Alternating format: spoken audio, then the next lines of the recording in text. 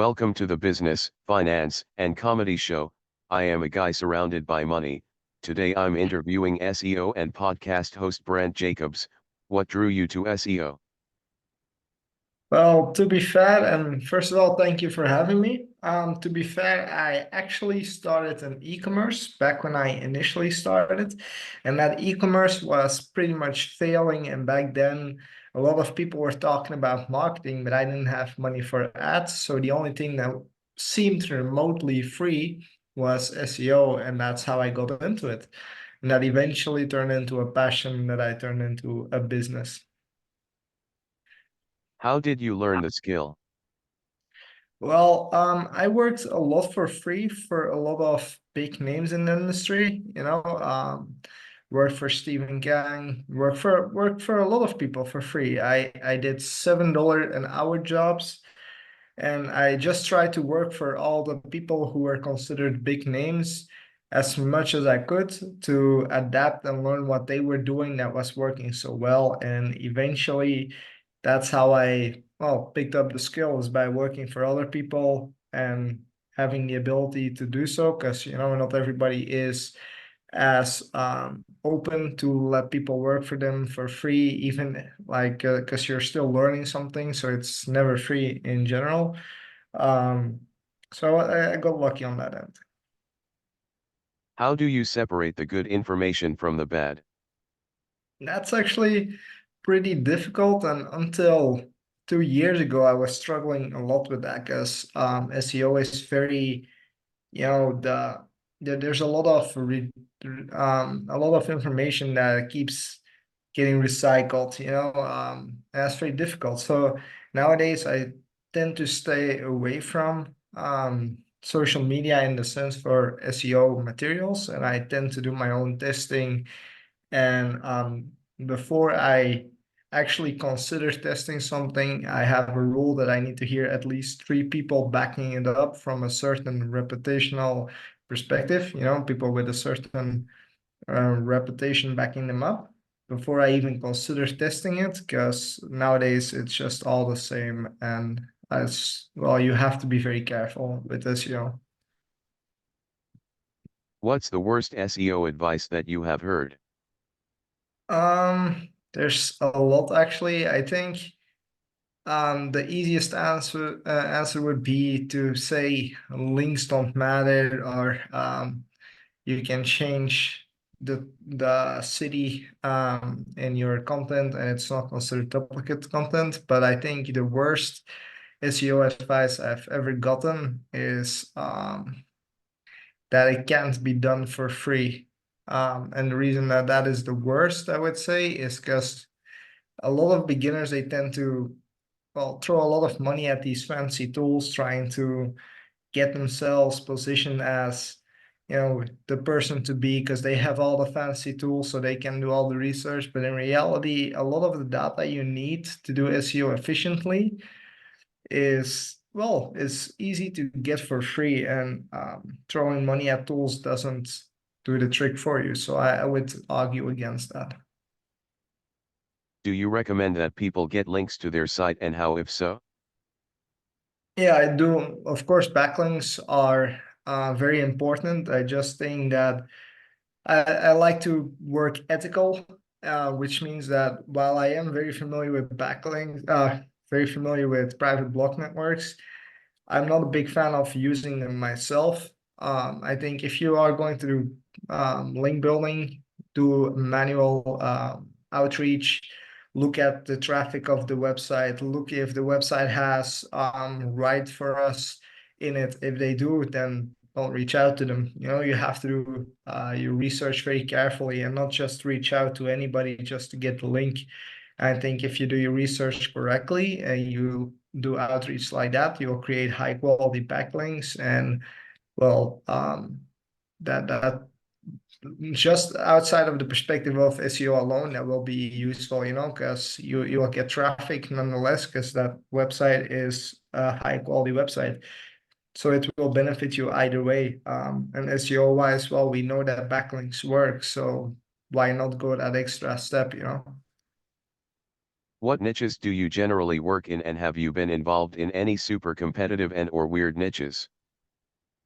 Um, yeah, I work in the legal niche a lot with lawyers. That's considered competitive, one of the weirder niches. But this is also because I own an e-commerce myself there, and so does my brother. I work in the sex toy niches, which is rather funny, but it's a very lucrative industry. Um, but it's usually good for a laugh. Makes hiring writers a whole lot more difficult, though. Other than that, I work in pressure washing, junk removal, and basically I have a certain approach to it that helps me pick out good niches. Why did you start a podcast? Personally, it was because, I like to eventually make my move towards helping others start their business in the long run. I would like to move away from SEO as my sole personal branding um, niche, if that makes sense. So eventually, I would like to get into the whole marketing perspective and start releasing my book and stuff like that. And it's going to be far easier if I am more business oriented than just SEO. And in general, I feel like I am an introvert, and I think having the ability to talk with people online, because you talk online, you have this form of anonymity and a safe environment, which also helps in a lot of cases. So it makes it easier to communicate with other experts. So that's what it began with, but eventually it was just really fun to talk with other people, see their perspectives, and so on. So there's many reasons for it actually, but mostly personal branding. How do you get new listeners when there's roughly a trillion marketing podcasts and shows out there? Oh yeah, there's definitely a lot of them. Um, I think the best way to get your podcast out of there is, well, to first of all make it very interesting to listen to. A lot of podcasts, especially business oriented, they are all about what you should and shouldn't do. And I think that's something that people do wrong.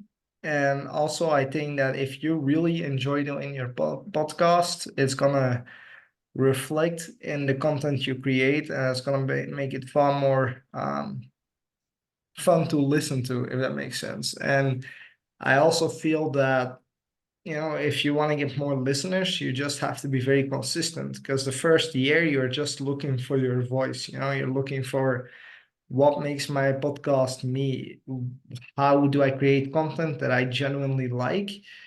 And as long as you enjoy it, well, that will bring more listeners, because people will shout you out for showing them on your podcast and so on. So well, it's a consistent circle where you get new customer, like you get new people showing on your podcast. They shout you out. I promote it on my Facebook group, my Facebook pages, and I have lots of good friends who are willing to shout me out as well. So that's quite amazing.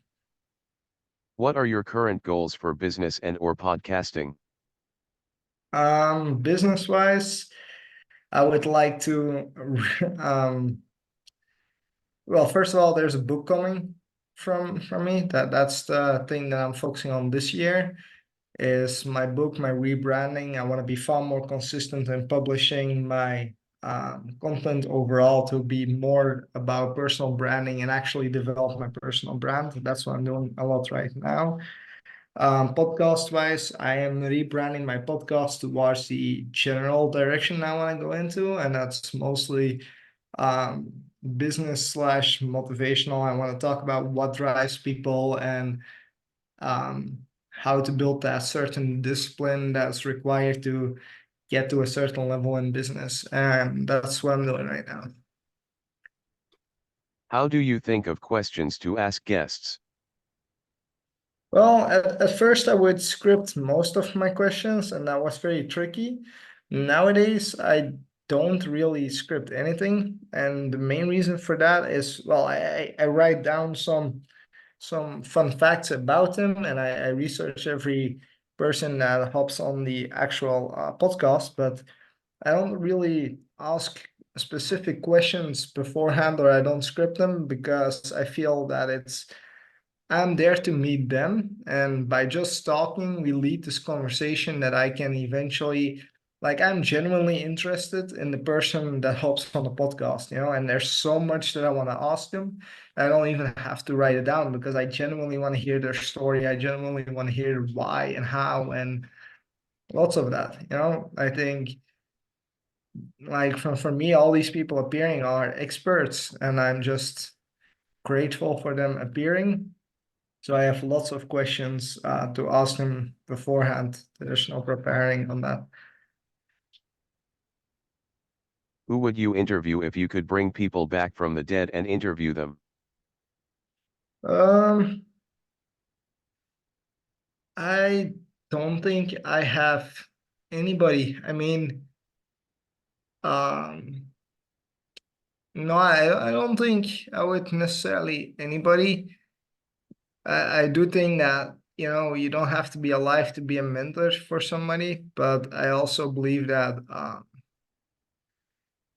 while some people would be great guests, there's some kind of, well, pleasure in learning from their experience beforehand. And I wouldn't necessarily want to have them jump on the podcast just to hear what I want to hear. I mean, there's plenty of information out there, and I'm more curious about upcoming business people than people who have already lived through it. I'm far more interested into the whole startup phase, but I like, if I do have to pick, I would probably pick somebody like Steve Jobs, which would be rather cheesy, but yeah, I would probably pick him because he's an inventor, and that fascinates me.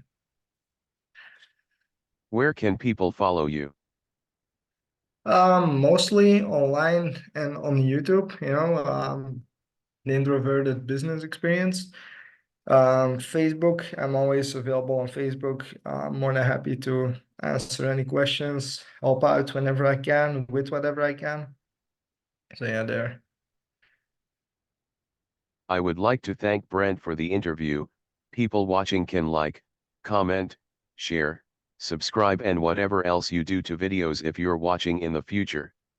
If you don't find notifications annoying, you can turn notifications on.